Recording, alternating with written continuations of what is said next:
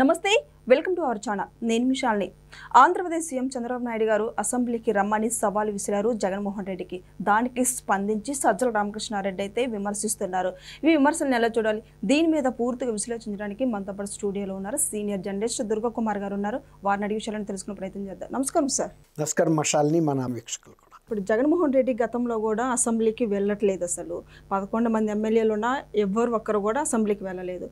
మేము ప్రజలకి దగ్గరికి వెళ్ళాలని, ప్రజల గొంతు వినిపించాలంటే మేము ప్రజల్లోకి వెళ్తామని జగన్మోహన్ రెడ్డి ఒక పక్క గతంలో చూసాము. ఈ మంత్లోనే అసెంబ్లీ సమావేశాలు జరగబోతున్న నేపథ్యంలో చంద్రబాబు నాయుడు గారు అసెంబ్లీకి రమ్మని సవాల్ విసిరారు.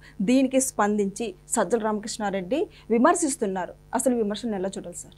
ఆడలేక ఓడి మధ్యలో అన్నట్టు ఒక సామెత ఉంటుందమ్మ ఊళ్ళల్లో. ఆడేవాడికి ఓటి మధ్యలతో సంబంధం లేదు. వాడికి గనక ఆడగలిగిన, నాట్యం చేయగలిగిన కెపాసిటీ ఉంటే ఎవరు అక్కర్ల పక్కన వాయిద్యాలు. సజ్జల రామకృష్ణారెడ్డి మాట్లాడటమే చాలా అవివేకమైన, అసందర్భమైన ప్రేలాపన. అసలు సజ్జల రామకృష్ణారెడ్డి ఒక ఎమ్మెల్యే కాదు, ఒక ఎంపీ కాదు, ఎప్పుడూ ఒక ప్రజాప్రతినిధిగా ఎన్నిక కూడా కాలేదు. ఆయనకి భారత రాజ్యాంగం కానీ భారత పార్లమెంటరీ వ్యవస్థ ఎలా ఉంటుందో కూడా ఆయనకి తెలియదు అనేది ఇప్పుడు ఆయన మాట్లాడిన మాటల ద్వారా తెలుస్తుంది. ఇప్పుడు ఆయనే చెబుతున్నాడు వైఎస్ఆర్సీపీ ఒక్కటి మాత్రమే ప్రతిపక్షం అని. ప్రతిపక్షం అయినప్పుడు ఎక్కడ మాట్లాడాలి? వాళ్ళు అసెంబ్లీలో మాట్లాడాలి. ప్రతిపక్షం అని ఆయన చెప్పుకుంటూనే ప్రతిపక్షాన్ని ఎవరు గుర్తించక్కర్లేదు. ఇప్పుడు ఎవరిలో అయినా ఒక మెరిట్ ఉంటే ఎవరు గుర్తించక్కర్లా, సమాజమే గుర్తిస్తుంది. కోకిల్ని ఎవరు గుర్తించారు? దాని పాటే దానికి గుర్తింపు, అంతే కదా. కోకిలు పాడుతుంటే ఎవరైనా కోకిలు కాదని అనగలరా? అట్లాగే నువ్వు అసెంబ్లీలోకి వెళ్ళి మాట్లాడితే ప్రతిపక్షం నేను అని నువ్వు చెప్పుకోవాల్సిన అవసరం నీకు లేదు. నువ్వు మాట్లాడేదే పెద్ద గళము. ప్రజల తరపున, ప్రజా సమస్యల తరపున నువ్వు మాట్లాడగలిగితే నువ్వు అసెంబ్లీకే వెళ్లకుండా ప్రతిపక్షం అని ఎలా చెప్పుకుంటున్నారు? వీళ్ళకి రాజ్యాంగం పట్ల అవగాహన లేదనేది ఇంకొక సందర్భాన్ని కూడా మీకు గుర్తు చేస్తా. గతంలో మంగళగిరిలో ఫస్ట్ టైం వైఎస్ఆర్సీపీ మహాసభని ఏర్పాటు చేశారు. ఆ మహాసభలో అప్పటికి అఖిల భారత గౌరవాధ్యక్షుడు, అంటే వైఎస్ఆర్సీపీ గౌరవాధ్యక్షురాలుగా ఉన్న విజయమ్మ గారిని ఆ పదవి నుంచి తొలగించారు. ఆమె కళ్ళ నీళ్ళ పర్యంతం అయింది. ఆ తర్వాత జగన్మోహన్ రెడ్డి గారిని అధ్యక్షుడిగా ఎన్నుకుంటూ ఈయనే మా జీవితకాల అధ్యక్షుడు మా పార్టీకని తీర్మానం పాస్ చేశారు. తీర్మానం పాస్ చేయటమే కాకుండా దాన్ని సెంట్రల్ ఎలక్షన్ కమిషన్కి పంపించారు. ఈ రాజకీయ పార్టీలన్నీ కూడా కేంద్ర ఎన్నికల సంఘ పరిధిలో నియమ నిబంధనలకు లోబడి పనిచేయాలి. అక్కడికి పంపితే వాళ్ళు వెంటనే వీళ్ళకి పట్టుగుడ్డతో చెప్పుతో కొట్టినట్టుగా ప్రజాస్వామ్య దేశంలో ఏ రాజకీయ పార్టీకి శాశ్వత అధ్యక్షులు ఉండరు. ఒక నిర్ణీతమైనటువంటి కాల పరిమితిలోనే అధ్యక్షులు ఉంటారు. మీరు కూడా అలాంటి మీ పార్టీ రాజ్యాంగం ప్రకారం ఒక అధ్యక్షుడికి ఎంత కాలం ఉంటుందో, అంటే 3 ఏళ్ళ 2 ఏళ్ళ అలా ఎంపిక చేసి పంపండి, ఇది కరెక్ట్ కాదని తిప్పి పంపారు. అంటే వాళ్ళు ఒక తీర్మానమే అవివేకంతో చేయటం అనుకుంటే దాన్ని ఢిల్లీ కేంద్ర ఎన్నికల సంఘానికి పంపి కేంద్ర ఎన్నికల సంఘం తిరస్కరించి జాతీయ స్థాయిలో ఎంత అభాస్పాలవుతుందమ్మా. ఒక రాజకీయ పార్టీలో ఉన్న వ్యక్తులకి అసలు ప్రజాస్వామ్యం ఏంటి, రాజ్యాంగం ఏంటి, నియమ నిబంధనలు తెలియాలి కదా. ఒక టైంలో వాజ్పేయి గారు మన అప్పుడు సమైక్య ఆంధ్రప్రదేశ్లో హనుమకొండ నుంచి ఎన్నికైన జంగారెడ్డి గారు ఇద్దరు మాత్రమే పార్లమెంట్లో ప్రతిపక్ష సభ్యులుగా ఉన్నారు. వాళ్ళు వాళ్ళ గళాన్ని ఇప్పారు. అంతేగాని మేమిద్దరమే ఉన్నాము, మీరు మాకు ప్రతిపక్ష హోదా ఇవ్వలేదు అని. ప్రతిపక్షమే వాళ్ళు ఇద్దరున్నా ఒకళ్ళున్నా ఆయన్ని వైఎస్ఆర్సీపీ పక్ష నాయకుడిగా సంబోధిస్తారు. ప్రజలు కూడా ఆ పదవి ఇచ్చారు ఆయనకి. వైఎస్ఆర్సీపీ వాళ్ళు మా పక్ష నాయకుడు జగన్మోహన్ రెడ్డి అని నిర్ణయించుకునే అధికారం వాళ్ళకుంది. కానీ ఆయన ప్రతిపక్ష నాయకుడు అని హోదా ఇవ్వగలిగిన అధికారం గవర్నర్ గారికి లేదు, లేకపోతే రాష్ట్రపతి గారికి లేదు, హైకోర్టుకు లేదు, శాసనసభ స్పీకర్ గారికి కూడా లేదు, ముఖ్యమంత్రి గారికి కూడా లేదు. వాళ్ళు లేని అధికారాలను ఉపయోగించి ఇవ్వమని అడుగుతున్నారు. మీరు సభలోకి వెళ్తే మీరు ప్రతిపక్షంగా మీరు మాట్లాడితే మీకు మైక్ ఇస్తానని ఆయన ఆహ్వానించి మరీ చెప్పాడు. అందులో ఇలాంటి మనస్తత్వం జగన్మోహన్ రెడ్డి గారికి ఉంటుంది. ఎప్పటికప్పుడు తప్పించుకుపోయే ప్రయత్నం చేస్తాడనే. అయ్యన్న పాత్రుడు గారి వయస్సు దాదాపు రాజశేఖర రెడ్డి గారి వయస్సు, వాళ్ళ తండ్రి వయస్సు. ఆయన బాబు జగన్మోహన్ రెడ్డి గారు మీరు శాసనసభకు రండి, మీకు ప్రతిపక్ష హోదా లేనందువల్ల వచ్చిన నష్టం ఏమీ లేదు, మీ ప్రతిష్టకు వచ్చే భంగం లేదు, మిమ్మల్ని ఆ హోదాలో ఎంత టైం ఇవ్వాలో ప్రజా సమస్యలు మాట్లాడటానికి నేను ఇస్తాను, మీరు సభలోకి రండి, ప్రజాపక్షం తరపున మీరు మాట్లాడండి అని ఆయన ఆహ్వానిస్తే కూడా ఆహ్వానాన్ని తిరస్కరించి ఇప్పుడు సజ్జల రామకృష్ణారెడ్డి గారు ఈ మాటలు మాట్లాడటం అంటే ప్రజలు మిమ్మల్ని 11 స్థానాలు ఇచ్చి గెలిపించారు కదా, ఆ 11 మంది సభ్యులు వెళ్తే మీరు ప్రతిపక్షం కాక ఇంకెవరుంటారు? ఇప్పుడు తెలుగుదేశం ఉంది, అది కూటమి ప్రభుత్వంలో ప్రధాన భాగస్వామి, తర్వాత జనసేన కూటమిలో 2వ భాగస్వామి, బీజేపీ 3వ భాగస్వామి. ఆ ముగ్గురు కాకుండా ఇంకెవరన్నా ఎమ్మెల్యేలు ఉండారు అంటే అది వైఎస్ఆర్సీపీ ఎమ్మెల్యేలే. కాబట్టి ప్రతిపక్షం మీరే, మీకు ఇంకా ఎవరు గుర్తించక్కర్లా, ప్రజలు గుర్తించేశారు. కాబట్టి ఇవాళ శాసనసభలోకి వెళ్ళి వాటి అంశాలు అంటే మీరు గతంలో చేసిన తప్పుల్ని అక్కడ మీరు వాళ్ళ కనుక విమర్శిస్తే మీ తప్పుల్ని అక్కడ చూపిస్తారు, తర్వాత స్క్రీన్ల మీద కూడా చూపిస్తారు, గతంలో నువ్వు మాట్లాడిన మాటలను స్క్రీన్ మీద చూపిస్తారు అన్న భయానికి నువ్వు వెళ్ళటం లేదు. షర్మిల గారు కూడా అదే చెబుతుంది, నీకు ఆమెని చాలా ఏళ్ళగా మాట్లాడాడు, నీకు ఓట్లు లేవు సీట్లు లేవు నువ్వు కూడా మాట్లాడేదానివా అని. అప్పుడు షర్మిల గారు ఏం చెప్పిందంటే, నీకు 40% ఓట్లు ఉన్నాయి అంటున్నావు కదా, 11 సీట్లు ఉన్నాయి కదా, నువ్వు ఎందుకు శాసనసభలోకి వెళ్ళటం లేదు అంది. నాకు సీట్లు లేవు, నేను వెళ్ళలేను, కానీ ప్రజా గొంతుక నేను బయట నుంచి అయినా వినిపిస్తున్నా, నువ్వు ఎందుకు శాసనసభలోకి వెళ్ళటం లేదో చెప్పమంది.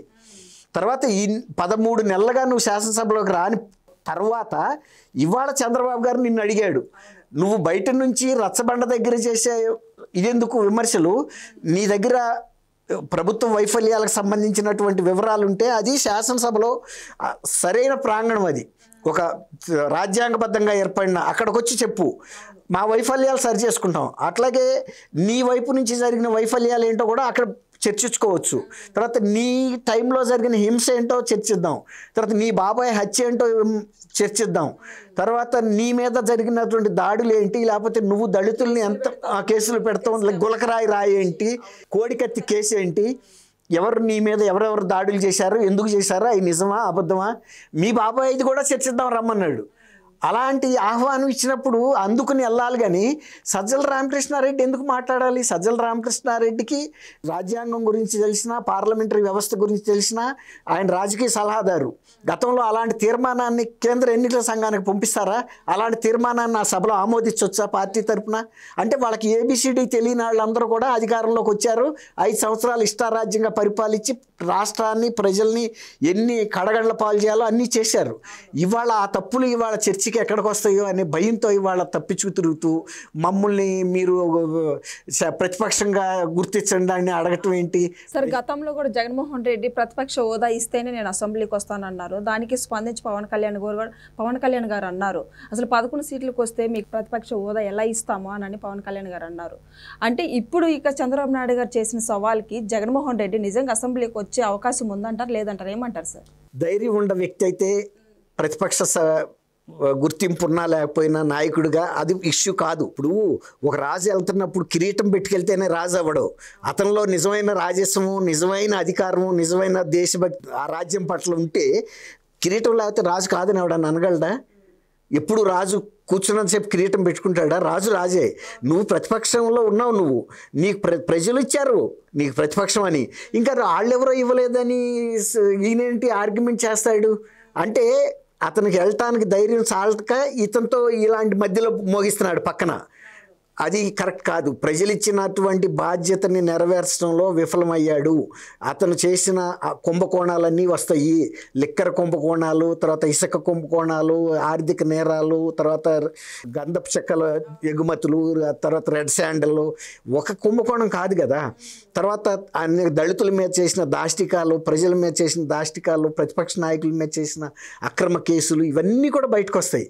అందువల్ల ఇక అతనికి షర్మిల కూడా అదే చెబుతున్నారు కదా. షర్మిల గారు కూడా ఏమంటుంది, నీకు వెళ్ళే ధైర్యం లేదు కాబట్టి నువ్వు తప్పించుకు తిరుగుతున్నావు బయట.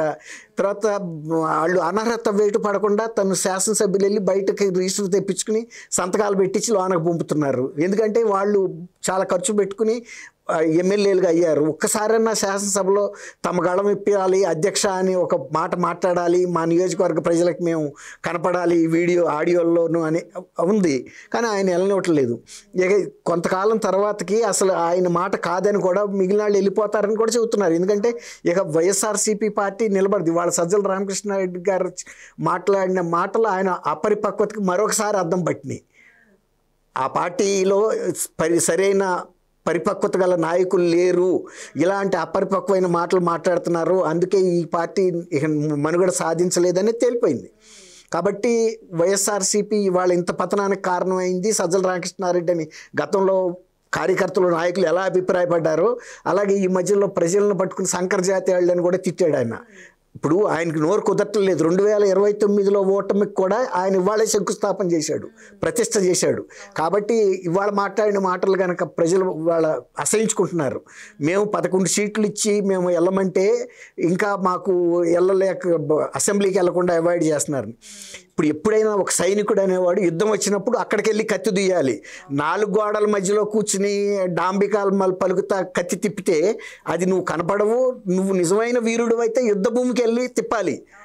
ఇప్పుడు ఉత్తర కుమార ప్రగల్భాల్లాగా ఉన్న వీళ్ళు మాట్లాడేది, మేము యుద్ధంలో తిప్పము, నువ్వు బైబిల్ అయితే 4 గోడల మధ్యలో చదువుకోవచ్చు, కానీ నువ్వు చేసే విమర్శలు ఏవైతే ఉన్నాయో ప్రభుత్వం మీద అది శాసనసభ వేదికగా మాట్లాడాలి.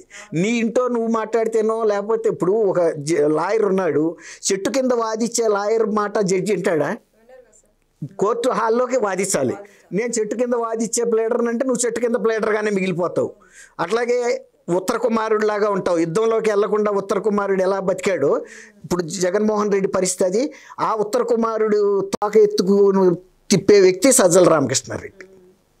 సో ఇదని చూశారు కదా, ఇక జగన్మోహన్ రెడ్డికి చంద్రబాబు సవాల్ విసిరారు. ఈ సవాల్ని బట్టి ఇక సజ్జల రామకృష్ణారెడ్డి విమర్శిస్తున్నారు. నెక్స్ట్ అసెంబ్లీ సమావేశాల టైంకి ఇక జగన్మోహన్ రెడ్డి అసెంబ్లీకి వెళ్తాడా లేదనేది నెక్స్ట్ వీడియోలో తెలుసుకుందాం. Thank you sir. Thank you అమ్మా శాలిని. మన